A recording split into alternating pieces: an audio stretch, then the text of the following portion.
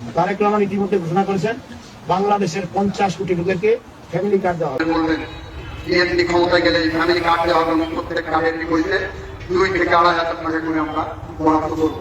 Family কার্ডের একটা ব্যবস্থা আছে, ভাতা, সেখানে মাসে মাসে 7,000 করে তারও বেশি পাইতে পারবো। বাচ্চার জন্য ফ্যামিলি কার্ড করা হবে। আমাদের ফ্যামিলি কার্ডে আপনারা প্রত্যেক মাসে 20,000 টাকা পাঠাবেন।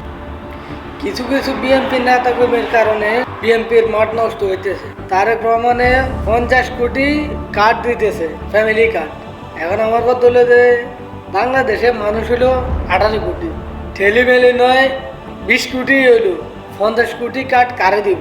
লোক কি পাকিস্তান আর ইন্ডিয়ার থেকে লোক কি গণনা করছে নি? আবার একই কার্ড একজনে এক এক কথা বলে।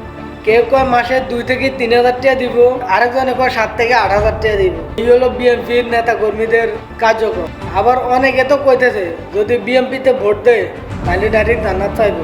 আহারে বিএনপির নেতা কর্মী হবো, এখান করি বিএনপির মাঠ নষ্ট করতেছে, আর কিছু নেই।